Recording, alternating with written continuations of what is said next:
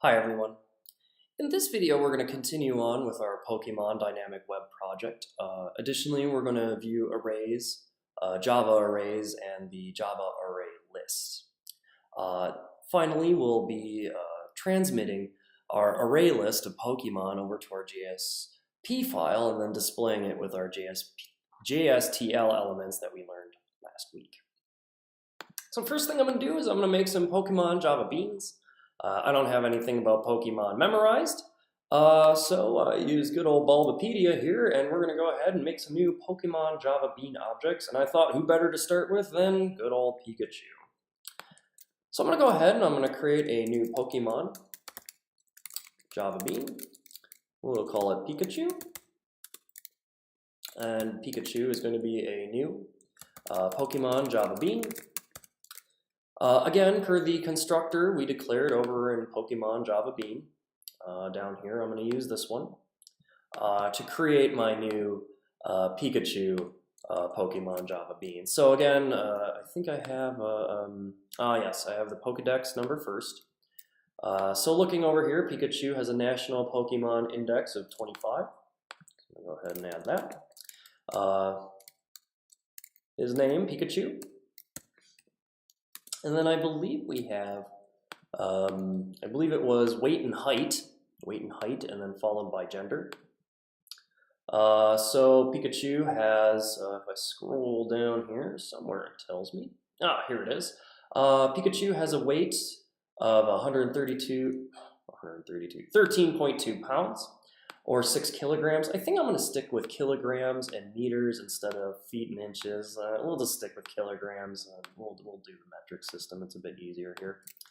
So Pikachu is 6.0 kilograms, and Pikachu is also 0.4 meters high. So I'm going to go ahead and do 0.4 F. F for the floating point format specifier. And finally, we're going to give our Pikachu a gender. We'll say male. Java is complaining. We need to import the package so that Java can find this Pokemon Java Bean. Good. And I'll go ahead and I'm going to add some more Pokemon Java Beans here. So who else did I clicking on the wrong stuff here? I'm going to go ahead and add Charizard because Charizard is awesome. I'm going to go ahead and add a new Pokemon Java Bean. We'll call it Charizard. And Charizard is going to be a new Pokemon Java Bean. Charizard has the number of 6, the national Pokédex number of 6. Charizard has a weight, not Charizard, not Mega Charizard, just regular Charizard has a weight of 90.5 kilograms. Which, if you think about it, that's actually almost 200-pound Pokemon. Charizard also has a height of 1.7 meters. So we'll go ahead and add that, 1.7. Oh, I gotta add the F here for floating point format. Again, we're not using doubles. And we'll go ahead and say our Charizard is a female. We're gonna add another Pokemon Java Bean. We're gonna add Jigglypuff. Why not? So we'll go ahead and add Jigglypuff. Again, we're going to make a new Jigglypuff Pokemon Java Bean. Jigglypuff has a Pokédex number of 39. Name of Jigglypuff. What's the weight of Jigglypuff? 5.5 kilograms. Jigglypuff is much lighter. 5.5 kilograms. Jigglypuff has a height of 0.5 meters, 0.5 F. And then we'll say our Jigglypuff is a male. Finally, we're going to add one more Pokemon, and I thought we'd add Mewtwo. Why not? We don't have any legendaries on there. So Mewtwo has a Pokédex number, a national Pokédex number of 150. Go ahead and add 150, name of Mewtwo. We'll say, how heavy is Mewtwo? I think he's a bit heavier. He is, he's 122 kilograms. So we'll add 122.0F. And mu2 is 2 meters in height, so we'll add 2.0f, and we'll say mu2 is a female.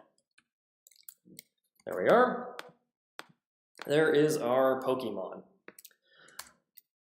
So, I can store these Pokemon in a variety of different data structures that will group them together. Again, there are lots of Pokemon. You can imagine if we had all 151 Pokemon, or all 700, that we wouldn't want to store all these Pokemon differently. We won't want to store them in differently named objects. Clearly, we want to store them in a collection of sort. And so actually, there are tons of collections to choose from. There are arrays, array lists. There are stacks, queues, linked lists, doubly linked lists, circular lists. There's an absolute ton. I'm sure I'm missing some. And so one of our choices is the good old array in Java. So again, we could use a Pokemon Java Bean array. So we could say a Pokemon array equal to a new Pokemon Java Bean array. And we could go ahead and add all our Pokemon to this array structure. So we could go ahead and add Pikachu, Charizard, Jigglypuff, and Mewtwo to our array. Again, arrays are very quick to access. They're typically one of the first data structures you get introduced to. They do the job. You can store like elements in them, but typically arrays are not the one we want to shoot for. Again, arrays have many limitations. Again, they are extremely fast to access, so if you need efficiency, arrays are the ones to go for. However, that's virtually never the case, and arrays have many drawbacks. For instance, there is no Pokemon array.add. If I don't know how many Pokemon I want to add to this collection, array is not for you. If I want to remove Pokemon that is not the data structure for you, you can't really do that. And so typically, it's very common to use an array list in Java. And so I'm going to go ahead and I'm going to declare an array list in Java. So the way you do that is with the array list. Again, Java is going to complain. We need to import array list from the Java util package. Array list is a generic data structure, so we do need to define what our array list is going to hold. Again, you need to pass it in here into the diamond shape. We're going to go ahead and give our Pokemon array list a name. We'll call it Pokemon list equal to new, and we'll say array list. Again, Java is semi-intelligent, and so you don't need to put Pokemon Java Bean into the diamond here. Java can figure that out. That's good. That declares our Pokemon list. Now what I can do is I can go ahead and I can add Pokemon to our list. So I can do Pokemon list.add. And I'm going to go ahead and add Pikachu. And then I'm going to, again, go ahead and not add all. I'm going to go ahead and add these one at a time. I'll add Charizard. Go ahead and copy this to save myself some keystrokes and maybe an ergonomic injury. We'll add Jigglypuff. And we'll go ahead and add Mewtwo. Now again, array lists are, again, they're typically the go-to data structure. Again, if you're going to have a collection of objects, typically the programmer is probably going to choose a list over an array. Again, I virtually never use arrays anymore. I typically use the array list.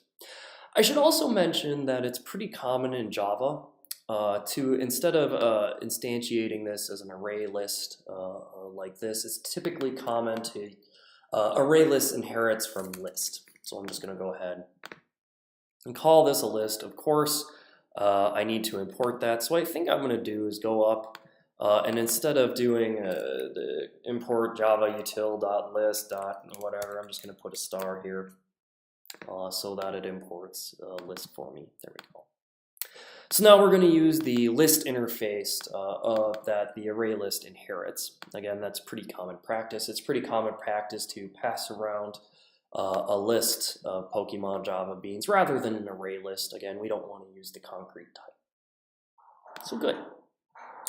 Again, with our Pokemon array list, we can add as many as we want. I think you can remove them. So if you wanted to, you could do Pokemon list. I think there's a remove. So you could remove Pikachu if you wanted to.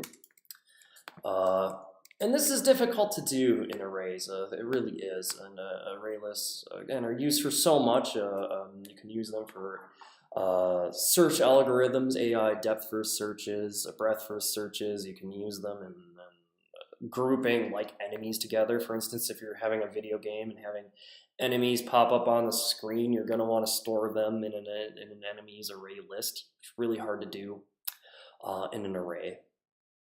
So again, for the purpose of this assignment, I'm not going to use an array. So I'm just going to comment that out. I'm not going to delete it. Why not? And I'm not going to remove Pikachu. I like Pikachu. We're going to keep him there. So again, that's an array list. That's how you add elements to an array list. There are certainly other ways to add elements to an array list. This is just one. You can add collections to array lists. I think you can add them using curly braces here.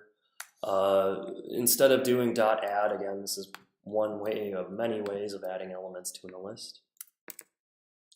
Last thing I'm going to do in this video is I'm going to set a Pokemon attribute, and I'm going to pass my Pokemon list over to my JSP file, and I'm going to display all the Pokemon in my list. So to do that, again, I'm going to do request and set attribute. I'm going to name this attribute Pokemon, and I'm going to pass in the Pokemon list object. And again, this will set an attribute named Pokemon with a value of Pokemon list that we can use over in our JSP file. That keeps popping up because I've minimized my my console page over here just so I can have more room to code, so it's going to pop up once in a while. Delete the extra new lines here. I think that looks good. Hopefully that won't explode.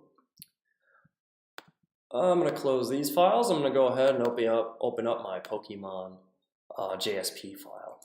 So here I'm going to go ahead and I'm going to print out a list of all my Pokemon. I'm not going to print it in a table. I'm going to keep it pretty straightforward. First thing I'm going to do, though, however, is I'm going to make sure I'm talking to the right attribute and make sure that everything is working fine. So I'm going to use a quick expression language. I'm just going to type in Pokemon here, and I'm just going to run my program really quickly to make sure that my Pokemon list is showing up. So I should see a Java memory address of where my Pokemon list is. Again, you can see this is crazy. This is really good. I'm not getting null. I'm not getting broken code. Again, I'm building this incrementally. So that's a good test. That tells me that Pokemon's working. And I'm going to go ahead and I'm going to use JSTL, an expression language, to output a giant list of Pokemon. To do that, I need to convert my project to Maven, and I need to import the JSTL library. So I'm going to go ahead and do that now. So I'm going to right-click. I'm going to go ahead and click Configure and convert to a Maven project. I'm just going to ignore that all quickly. Using Maven, I'm going to click a Dependencies tab down here, and I'm going to go ahead and I'm going to add JSTL. Again, sometimes using Maven can take a long time, so sometimes you have to wait. Again, this is the one we want. JSTL version 1.2, that all looks good. We're going to add that and click Save. Here we are. And we should see the JSTL pop under Maven dependencies here. Indeed it is. And now I'm going to need to bring in the JSTL tag library. We'll see how far I can get from memory. I don't have that URL memorized. I think it's less than %@ taglib, specifying this is a tag library. We're going to use the prefix of C, And we're going to have a URI of, oh Lord, I don't remember. I'm going to save this real quick, and I'm going to quickly Google JSTL tutorial. Oh, good old tutorials point. I'm going to scroll down real quickly and see if I can find that URI. There it is. There it is. I'm going to copy and paste that here. Again, this is code from Oracle's website, so it is http://java.sun.com JSP JSTL core. I'm going to go ahead and save that, and then I'll make the red angriness go away. And I should have JSTL. Now I can use the for each JSTL element to output information about each Pokemon. So I'm going to go ahead and I'm going to do that. So I'm going to do C for each, and then I believe it is var. So var equal to, how should I name this? We already have a variable called Pokemon, so I think what I'm going to do is I'm going to call this just P. And so for each Pokemon P in items equal to, we're going to use expression language here to talk to our Pokemon list. And we're going to go ahead and we're going to do something for each Pokemon element in our Pokemon list that we have over here. So again, each one is going to be called P. And I think what I'm going to do is I'm going to do C out here. Actually, let me think about this. You know what I'm going to do? You know what I'm going to do instead is I'm going to output these in an ordered list. I'm going to do these in an ordered list. So I'm actually going to do an OL element here, ordered list. And I'm going to stick this for each element inside that ordered list, so it'll number our Pokemon nicely for us. Again, I'm going to try to tab these over. There we are. And so for each P element, I'm going to add a new list item. Inside that list item, I'm going to see out information about that Pokemon. And so what I think I'm going to do is I'm going to see out, and it's going to be a value. I'll close this off, and I'm going to write some expression language here to talk to my Pokemon, my P variable here. Again, I don't want to call it Pokemon. That name's already reserved. I'm going to call it P here. So using expression language, I think I'm going to output P dot, and I think I'm going to say Pokédex number. And then I'm going to use more expression language. Again, instead of concatenating these, I'm just going to do multiple expression language calls. We're going to do P name. We'll continue on. We'll do P weight.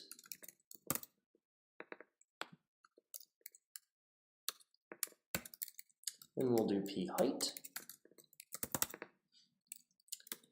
And we'll do P gender.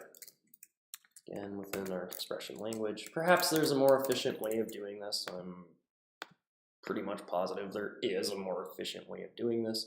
This is just how I'm going to do this for now. I'm trying to keep things relatively simple. I don't want crazy tables flying around, so we're just going to keep this easy with an ordered list item. All right, let's go ahead and see if JSTL builds my, make sure it doesn't look like this with the crazy memory addresses. So I'm going to go ahead. I'm going to click the debug button and see if I get my JSTL to create an ordered list for us of my Pokemon. And there they are. So we've got Pikachu is the first guy in our ordered list. He has a Pokédex number of 25. His name is Pikachu. He has a weight of 6, a height of 4, and Pikachu is a male. That doesn't look very clean. I'm going to trust that that we could make this very clean if we wanted to. You know, we could add a little pound sign here for the number. If you wanted to, you could say weight of kilograms here, height of meters, something like that. We could clean this up quite a bit if we wanted to. For the sake of this assignment, I don't really want to. What I want to focus on is comparators, predicates, and the array list. So again, I'm just going to go ahead and resave this JSP to see my changes to make sure that they actually worked. So I'm going to close that web browser and click debug. And again, we're just going to make sure that that couple characters I typed didn't break anything. Again, this looks okay. Again, it's not super pretty by any means. Maybe a table would be a better way of doing this. Certainly many ways of doing this. I have a reason for wanting to use ordered lists because we're going to be sorting these Pokemon in future videos. So again, that's a review of array lists, of arrays, of how you would use JSTL to perhaps quickly output these Pokemon inside of a list items, inside an ordered list. Again, that's a lot easier than using Java strings or Java code. JSTL makes this pretty simple. It removes all that Java code from my project.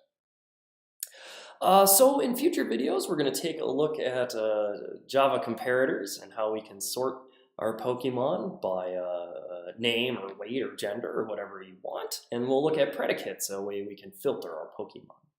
So again, thanks for watching.